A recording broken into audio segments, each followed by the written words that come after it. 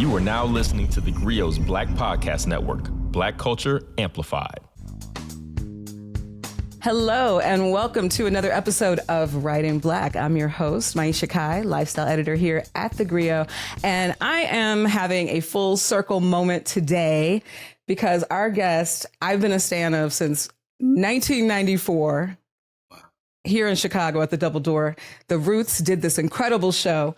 I was in the audience, and I have followed them ever since. I have had the pleasure of performing with this crew. I have known several of the members, and actually not even one of, my favorite MC of all time is with us today on Writing Black.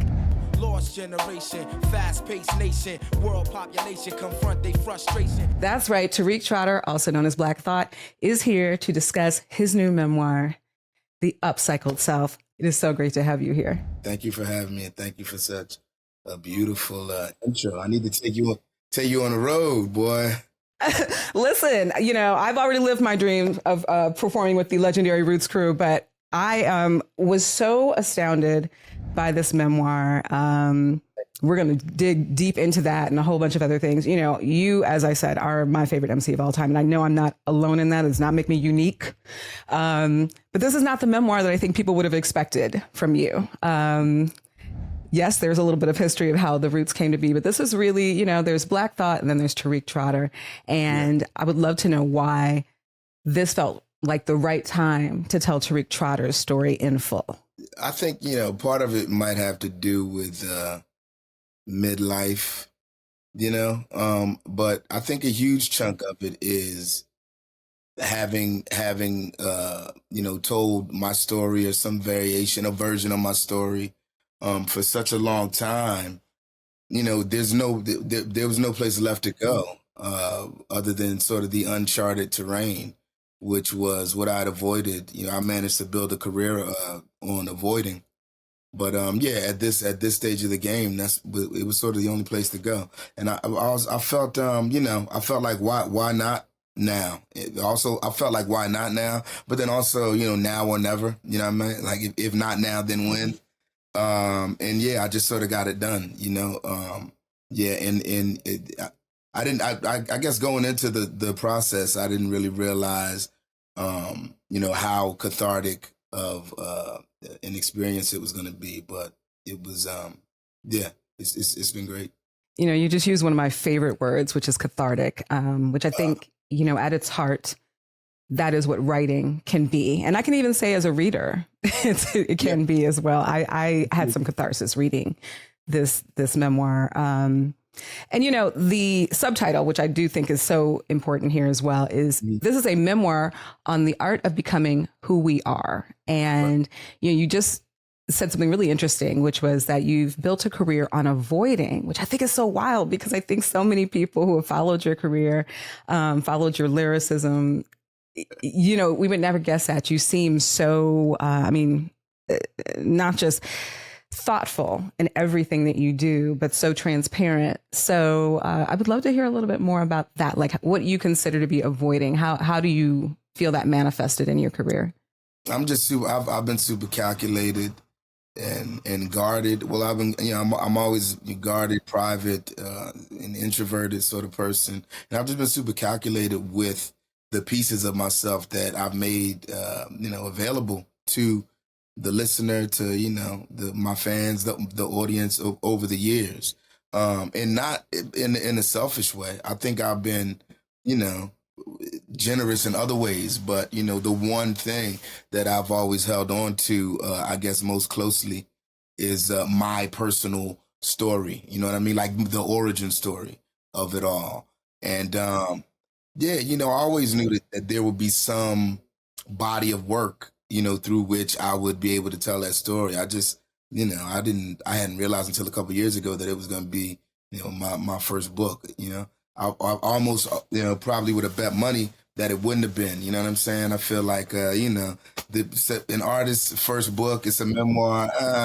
You know what I'm saying? That's not super unexpected. But I'm big on listening to the universe and sort of moving when I feel it's time to strike. And, that's just what I felt in my heart with this story. I want to get into this concept of the upcycled self. This is a term that, feels very unique to you. And I know that there's a definition to it, but I would love to hear in your words what that means. I've been trying to, sort of simplify it for folks since I've been on the book tour, just talking about the title a lot in recent weeks. I think the upcycled self is about doing away with the protective layer of scar tissue and callus that many of us develop, because of past trauma in our lives. And it's something, sometimes we wear it like a suit of armor. Ways and actions, ideals that at one point in our lives, it may have served us or may have served a specific purpose, but no longer do, or no longer, serve us in the same way. So it's about, the wisdom required to recognize what to leave and what to sort of repurpose, I think that's it at its core. That's what the upcycle self is about. I get it. It's self-defining in a certain way. It also feels a little bit, and it's interesting to be saying this as Gen Xers, it feels a bit like a coming of age story, like this second phase of growing up that we don't always acknowledge that we have to do. I want to talk about the process of this. I mean, you've been part of a collaborative crew for a very long time in the public imagination. I know that there was also a collaborative effort in getting this book to the page. You had a co-writer, but you also brought in other voices in the midst of telling this story. How did you make the decision in terms of the process of telling this story, which is primarily linear, but not entirely, and then bringing in these other voices to tell their stories, whether literally or imagined? Going into the process, all I knew was that I didn't want the story to be completely linear. I think we just started working on it in a fashion comparable to the way I work on music or musical theater or, just any other sort of, medium of storytelling. I think we sort of told the story from the inside out in that way. The brilliance of Jasmine Martin, who was my co-author, was what she was able to bring to the table. And it's the other voices of which you speak.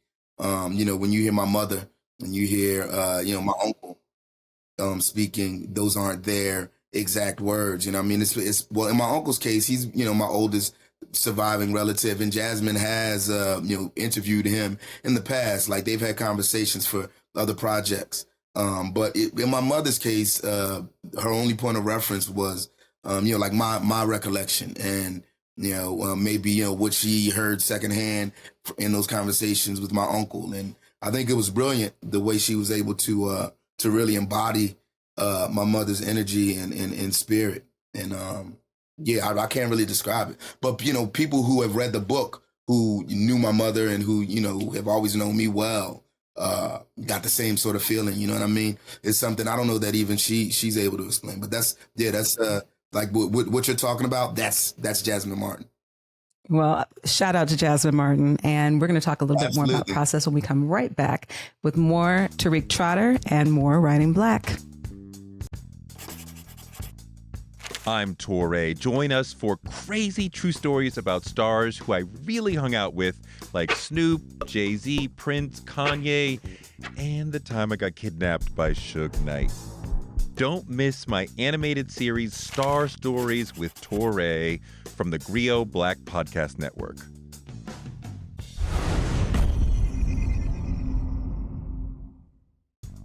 And we're back with Writing Black and today's guest, my favorite MC, Tariq Trotter, and his memoir, The Upcycled Self, a memoir on the art of becoming who we are. This story functions so well on so many levels. I know it was cathartic for you. I think people who engage with it are there were tears for me, for sure. there's also I saw a lot of myself in this book. I think a lot of people of our generation, especially people who grew up with hip hop, people who grew up with words, loving art. We'll get into this. Creatives will really get into this book. So I highly recommend it to all of y'all out there. I think everybody has something to get from this. But I want to talk a little bit about words for a second, because, you know, you and I are both in the business of words. I think, you know, anybody who loves you and your artistry knows that your wordplay is unparalleled, right? So can we do a little word association for a second? Because I have some words that come to mind when I think about this book. One of them being self-aware. Self-aware would be a word. I don't guess that's two words. Funny. Honest. And oh gosh, what's this word I'm looking for? It's I'll say transparent, but there's a recognition of how shame functions in this book that I think is really interesting. But what are some words you would associate with this book and the process of writing this book? Well, definitely, you know, self-awareness, or, you know, a sense of self-discovery, I guess. You know, a stripping down. I think this is the most accessible I've been in my storytelling. So yeah, I think accessible, you know, and I've given as they say, an unprecedented entree into the I mean, this is the real process, because this is you know, why I sort of am the way that I am, which, you know, informs why I work the way that I work, you know.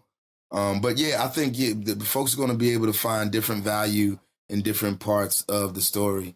You know what I mean? You know, there's different elements that people are going to latch on to because they see themselves in it. But yeah, you know, I think, you know, just different parts of the story for different reasons. So I think that's what's been exciting, has been the feedback, you know what I'm saying, of folks, you know, telling me, you know, what particularly resonated with them and why. It's been huge, and, you know what I'm saying, some surprises, and it's been great. It's been awesome to be out to promote a thing that, I mean, in many ways has nothing to do with music. You know, it's been a new experience for me. It's something that really set in the other night at a book event that we did at USC, where, I mean, I guess there were over 2,000 people in the table. You know, it was the ground level, then a balcony, then another balcony, and a line around the block, this sold out sort of event. And they weren't there to hear me sing songs, and I didn't have to freestyle or anything. So it was, I feel like I reached a threshold as a storyteller. You know, I mean, in many ways, like this year sort of represents just a threshold for me as a storyteller, right? I'm nominated for a Grammy for something that is a spoken word a cappella piece. That is, you know, like my first sort of non-roots capacity nomination. So yeah, you just talk about, you know, to speak to what you were saying about words. And congratulations on that, by the way. And I love that you spoke to that, because one of the questions I had for you, or one of the things that struck me, because, you know, I think another word that I would associate with you is enigmatic. You have been a bit of an enigma. And so it was really refreshing to also hear about this early life of creativity and to really see you firmly establish yourself as, I think, something that a lot of us might know, but you're a polymath. I mean, you're not only an MC, right? You're also an artist, a visual artist, you know, a singer, a dancer, you know, like some of these other facets of, you know, the entity that we might publicly know as Black thought, you know, a father, a husband, you know, all those other aspects that you draw in here. And one of the things that I really got into, because it echoed my own childhood so much, was this idea of a development of encyclopedic knowledge, but like literally through the encyclopedia. Yeah, for sure. Now, people who read the book will obviously get into this, but I would love for you to talk about the meaning of the encyclopedia in your early life and how it still informs you. Because again, no better wordsmith. And when we talk about the relationship there, it was just stunning to me. I was trying to follow as closely as possible with your list of, you know, like boxes that I was able to check as a polymath. But in all honesty, I'm not a dancer. So uh, everything you said, Okay, everything you fair. said, right? I think I Range. wanted you to be in my mind. Yeah, except for the dancing part. I mean, I'm thinking break beats. I've had to do some stuff, but it's never been my strong suit. The encyclopedia for me was my it was early escapism, right? I've always had a fascination with literature and vocabulary and history and geography and just that whole thing. I've never really been too into, I mean, I guess, the science on the surface, but I was never really science and math. I was, the English and history, you know what I mean? Is what really appealed to me. So my earliest escapism, was into these encyclopedias that my mother had around the house. She had the World Book Encyclopedia, collection, which was essentially, that was our internet. That was my first, that was the World Wide Web to me. With all this new music and language swirling around me, I did what I knew best and returned to books. This is when my favorite competitive cousin, Sean G, and I started to pick random words from the dictionary and try to put them in the best 4 to 8 bar raps we could imagine. That simple exercise became my training ground. Tapping into books, even the dictionary for inspiration, was a habit that became core to not just how I write, but also how I think. Reading sparked my imagination in a way similar to art, catapulting me into worlds and concepts far beyond my immediate surroundings. The breadth of information that you sort of feel in my lyrics and in my writing has always been informed by that. And, early in my earliest influences were, it was the World Book Encyclopedia, it was Reader's Digest, and it was a National Geographic magazine. But you choose to open this book at obviously this really pivotal point in your childhood that you've alluded to many times, but you take us into it. You take us into reliving it in this really visceral way. We can smell the smoke. We can see the reaction. We can feel the lighter in the hand. Would it be wrong to say that in some sense, in choosing to open the memoir this way, and maybe this was a choice that you and Jasmine made together, I assume it was there a sense of burning it all down, like burning down that facade a bit as well? Yeah, absolutely. There was, I think the spirit of this memoir is that of the Phoenix, right? So, I think, it begins, even though, at the young age of 6, where you find me at the beginning of this book, it wasn't my first, trauma. It wasn't like the first tragedy that I'd experienced, but it felt like a watershed moment in that it was definitely a point after which nothing was ever the same, and it was my first time, sort of being able to really feel something like that. In the fire, we lost ourselves. No one ever blamed me. My mother offered enormous grace knowing that I was just a child, but once you burn down your home, everything else is small in comparison. That experience of total loss became the basis of all that I am, even though my mother can't see that now.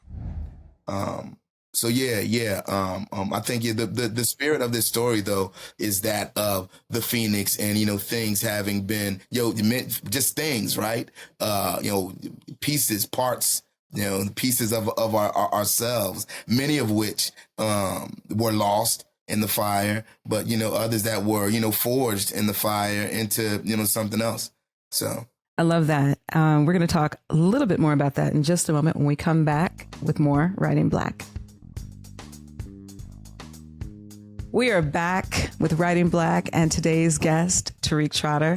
Tariq, this incredible memoir that takes us into the thoughts of Black thought, is, I think, a real game changer. It is already a bestseller, so congratulations on that. It's a huge year for you. It's a huge year for hip hop in general, obviously. The timing of this memoir, and some really revelatory memoirs have come out this year, and to which I would add, yours is already on our recommended reading list here at Writing Black. But what does it mean now, taking it out of just the book? You've retraced your origin story, and it does have this almost, in the context of your career, it is almost like any superhero's origin story. As much as you are a living, breathing human, there is this part that's like, wow, look at what can be, look at the possibilities here. And you're offering a lot of possibility in this book, in the context of also being a leader and a pioneer in a genre that, as they say, nobody thought it would get this far. Nobody thought we could take it this far, right? Right. What does it mean to be part of that legacy now? For me, it's huge. It's always been huge to, for me to sort of represent the greater hip hop community, like the greater culture. I've always felt, and I think just we as a collective, we've always felt that responsibility, and I think it's a choice, what I'm saying? It doesn't necessarily come with the territory, across the board, but for some of us, it's a call that, we respond to. And I think it's an honor, but this year more than ever, with hip hop turning 50, me turning 50, it's definitely felt,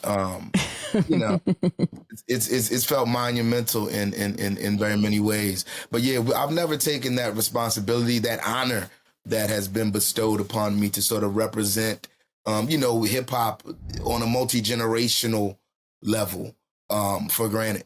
You know what I mean? It's something that I think has. I don't know. I've over time built my brand upon that. And it's something that, folks have come to trust. You have artists who sometimes haven't performed, for years and don't feel as comfortable coming out. And, the fact that I'm familiar and that the Roots musicians are as familiar with that classic material as we are, it puts a lot of those artists at ease, and it, just brings them right back to, when it was lit, you know what I mean? So it's, there's definitely, there's many a full circle moment in it. I think that is entirely accurate. I had the pleasure of being at the Roots Jammy Jam this past year at the Grammys. And yes, absolutely that. I'm still bopping a little bit every time I think of that Too Short performance. That was good times. I'm not going to tell you how low I dropped it because my knees can't quite take it the way they used to. But there's a lot of love in this book. There's a few love stories that are happening concurrently. Obviously, there's your love of creativity, your love of art, your love of music, your love of hip hop. There's this deep and profound love of your mother, who you really, you said you made the comparison to the Phoenix, and I would agree. And I think in a lot of ways you, and I say this having not known her, so I hope not to overtread, but you reincarnated her in a way. We did. Really bringing her full humanity to the surface. My mother had to piece her life together over and over again, especially as a woman brave enough to choose her own path in the turmoil of the 60s, 70s, and 80s in Philadelphia. From the loss of my father to me burning the house down, to her first son's constant incarcerations, to the violence that surrounded her like a haunting destiny, there was never a straight path for her. Her survival was a feat of tricky navigation, but love was at her core, radiating out from the deepest parts of her soul and coloring her every interaction and intention. Cassie lived her life fully, with equal amounts, laughter and tears and pain, all to the brim.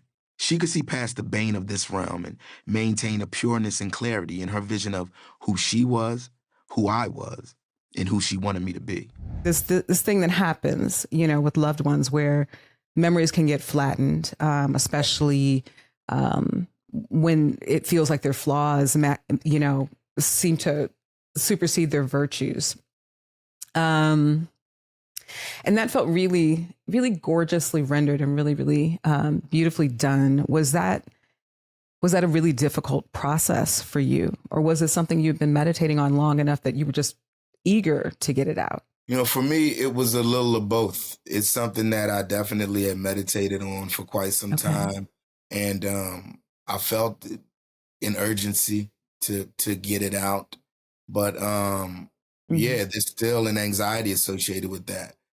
So I still feel like if there is a transaction taking place in the whole, creator beholder dynamic, I still haven't completely let go of the, you know what I mean? I'm still like same time, like holding on to, just because of, it's daunting. It's scary, when, again, for someone who's, for an enigma, someone who's, managed to remain an enigma for such a long time to, to start to, debunk some of the mythology. And, I don't know if it's that as much as, peeling back layers of the onion. Yeah. Yeah. I mean, don't get me wrong. I don't think any of us are going to be able to walk away from this being like, now I know how he does what he does. There's still a lot of magic kind of in the ether of this book. But that is the through line. I mean, Cassie, this incredible woman who instilled so much of you within the short span of your time together, is a huge through line in this book. And I think, one that all of us, regardless of our relationships with our parents, can really connect to.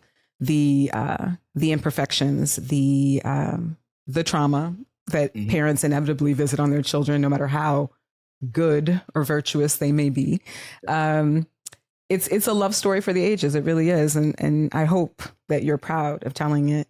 There was another love story in this book that I don't think people have really gotten to dig into, but also obviously is probably more in line with the memoir they thought they might, be picking up.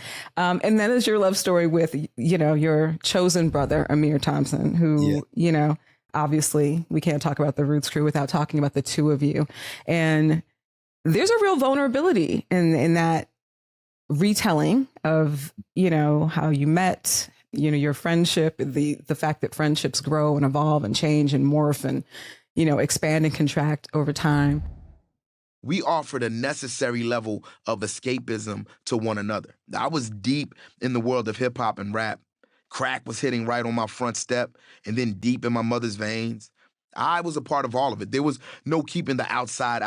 It was my family. It was in my blood and my DNA and totally inescapable, even as many in our tribe did their best to shield me. And for Amir, a kid locked in a basement with a drum kit and jazz on vinyl, I think that was exciting. But I looked at his situation, as extreme as it was, with some envy. He was coming from what appeared to be a stable household, a sister and had two parents. Both his parents lived in the crib, and they were even in a band together, performing shows on the weekend. I felt like, wait, your mom and dad live here? Y'all got a car? You got it made. Has he read the book? And did this open new portals, I guess, for you all in many ways, one of your life partners in a weird way at this point? I don't know I'm not sure if he's read the book. I know he has it. I know he's supported me throughout this entire journey.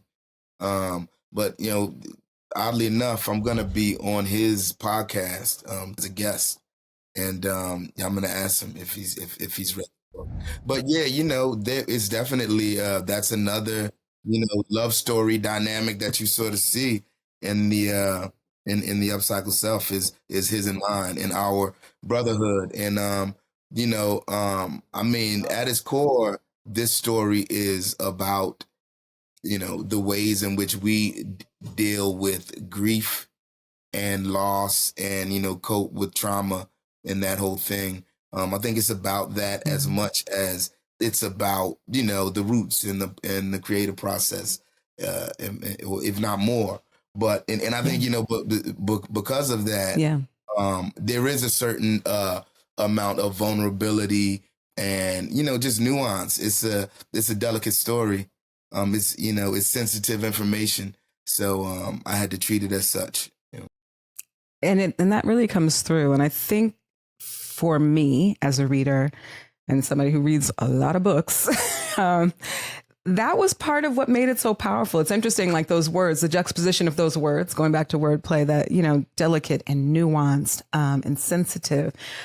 But that to me is like the power actually of the narrative. And what I think about it in terms of how it offers every reader, but I would venture to say especially Black men, a place to kind of process those feelings, a place to kind of process those relationships and speak on them honestly.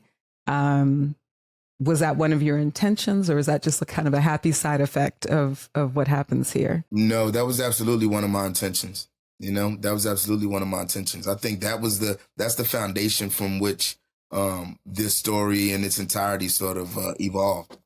You know, there were, you know, points at which during the process, it felt like we were working on a self-help book of sorts, you know. But yeah, that's definitely that was the initial seed. So, you know, we know you as obviously prolific songwriter and lyricist, and I mean, you've written everything from obviously hit singles to Broadway shows, now a book. I'm curious to know, what else are you wanting to do? And also, what inspires you now? Like, we know you grew up reading encyclopedias, but what else do you read? What do you love to read? I ask this question on every show, and I'd love to know what our writers read. Interesting. You know, what comes next for me is, you know, I'm just going to continue to embrace the tools that make themselves available to us as artists, right? All this technology, AI, you know, VR. I think the possibilities, you know, continue to become so expansive that there's no, I mean, for me personally, I mean, you know, just for me personally, I don't know that I'll ever stop telling my story, because I think they're going to, you know, there's going to continue to evolve, you know, all these different ways in which to tell a story more effectively and to connect with, you know, more people with the same, you know, coming from the same place. So, yeah. I forget I don't even know what your last question was. And who do you read? Who do you read when you want inspiration? Well, I want to know, who do you read? You know, when I want inspiration, I read, you know, any of the folks from Niggerati Manor, you know, the Zoranell Hurstons and, you know, Langston Hughes and stuff like that. It's wild. In this, like part of my relationship with the publisher is attributable to a dynamic between Ta-Nehisi Coates and myself, you know, where we speak to one another, you know, at different points, you know, of the process when we're working on a thing. And he told me at one point, wow, you know, like what I do is really informed by your writing, by my writing style as an artist. And it was wild because by then it was already full circle in that his writing was inspiring mine. So, but yeah, one of the, you know, the way I became connected to One World and Chris Jackson and, you know, Random House and that whole, you know, situation is through Coates, through Ta-Nehisi. You know, so he definitely remains an inspiration. But yeah, I don't know. I read all sorts of stuff, man. What is I'm currently reading Cows, Pigs, Wars, and Witches: The Riddles of Culture by Marvin Harris. Oh my.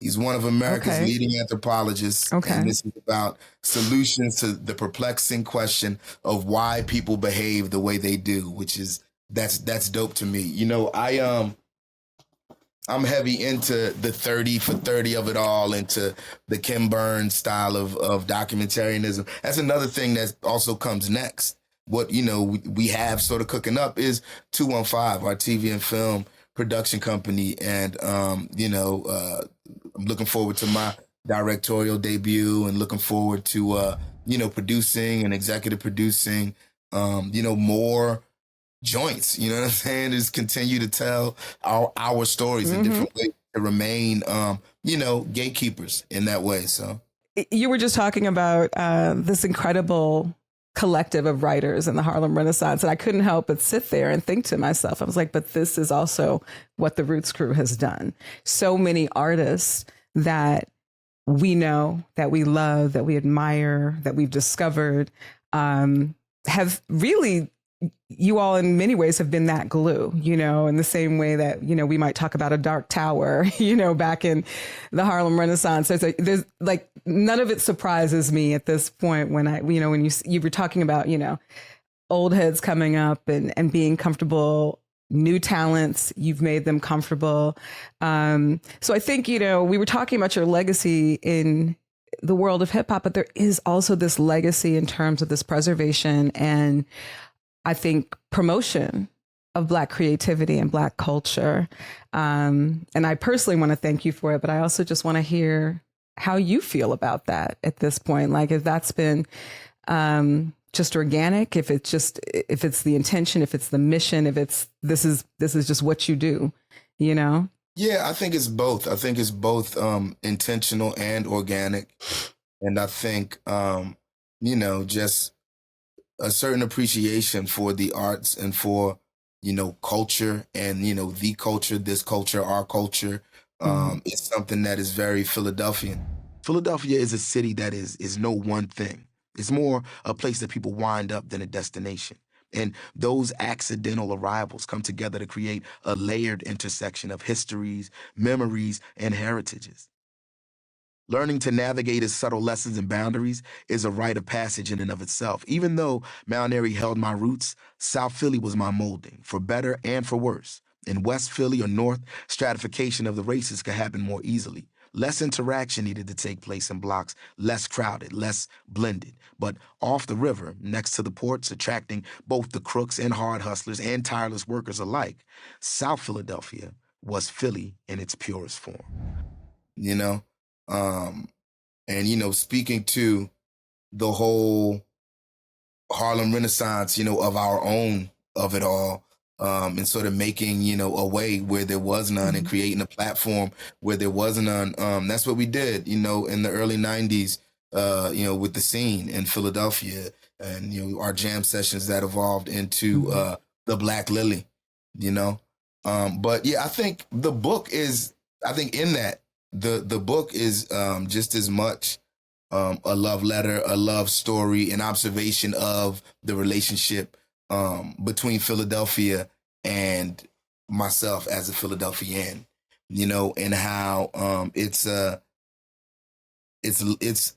almost love-hate, it's I talk about, and I don't know how much I get into this in the book, but sometimes when, like, to my students, I might talk about how certain things are like an additional element, right? Philadelphia is like an element in that way, like to be respected in the same way that we respect fire or the ocean.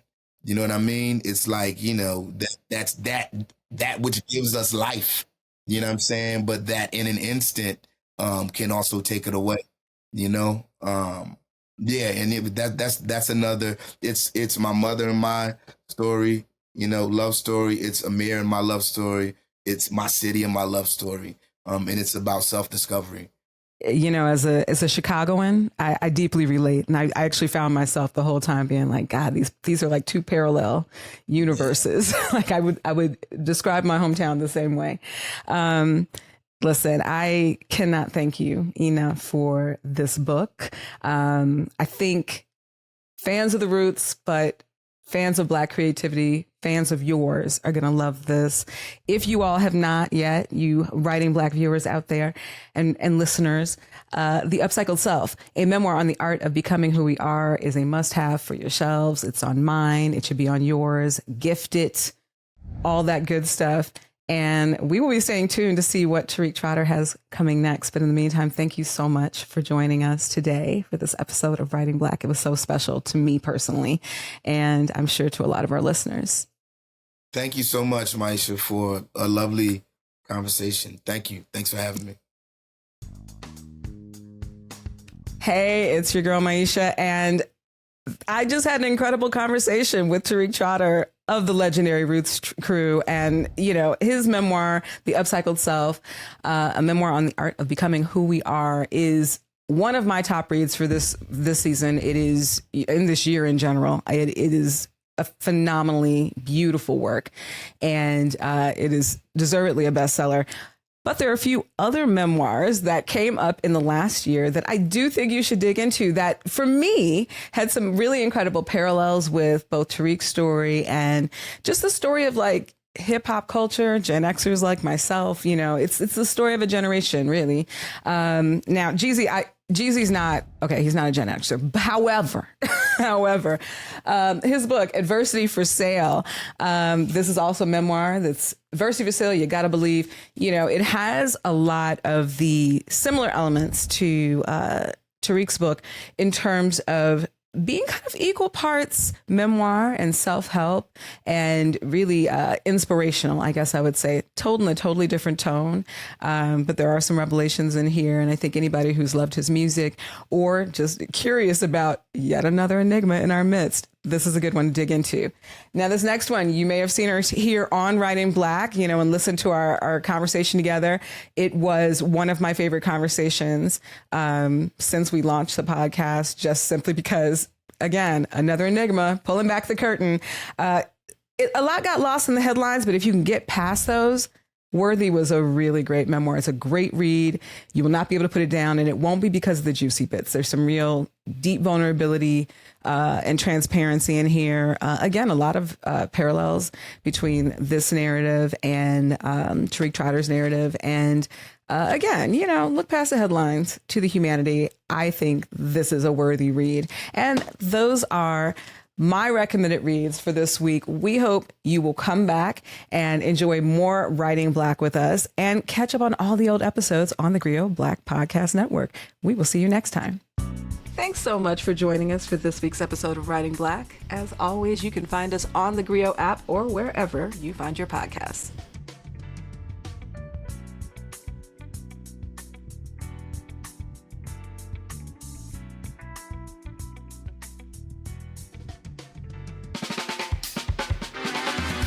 I'm political scientist, author, and professor Dr. Christina Greer, and I'm host of the Blackest Questions on the theGrio's Black Podcast Network. This person invented ranch dressing around 1950. Who are they?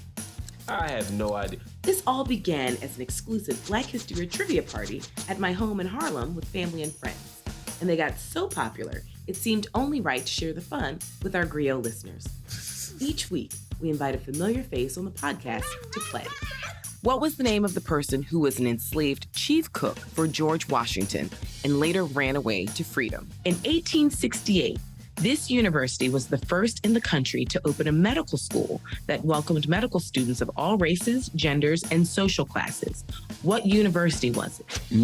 This is why I like doing stuff with you, because I leave educated. I was not taught this in Alabama public schools. Question number 3, you ready? Yes. Let me try to redeem myself. How did we go from Kwanzaa to these obscure... Who does sport, darling? This is like the New York Times crossword from a Monday to a Saturday. Right or wrong, because all we care about is the journey and having some fun while we do it. I'm excited and also a little nervous. Oh, listen, no need to be nervous. And as I tell all of my guests, this is an opportunity for us to educate ourselves because Black history is American history. So we're just going to have some fun. Listen, some people get 0 out of 5. Some people get 5 out of 5. It doesn't matter. We're just going to be on a little intellectual journey together. LaToya Cantrell? That's right. Mayor LaToya Cantrell. Hercules Posey. Born in 1754, and he was a member of the Mount Vernon slave community, widely admired for his culinary skills. I'm going to guess Afro-punk. Close. It's Afro Nation. So last year, according to my research, it's Samuel Wilson, a.k.a. Falcon. Wrong.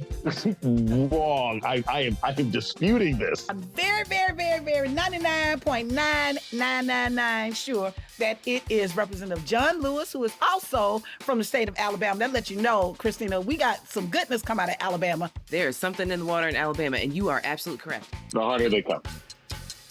Close. Oh, wait. The harder they fall? That's right. I'm one of those people that just changes one word. I mean, I know the song too well. I just don't know nothing today. It's I'm gonna pour myself a little water while you tell me the answer. The answer is Seneca Village, which began in 1825 with the purchase of land by a trustee of the AME Zion Church. You know why games like this make me nervous? I don't know if I know enough black. Do I know enough? How black am I? Oh my Lord, we gonna find out in public. So give us a follow, subscribe, and join us on the Blackest Questions.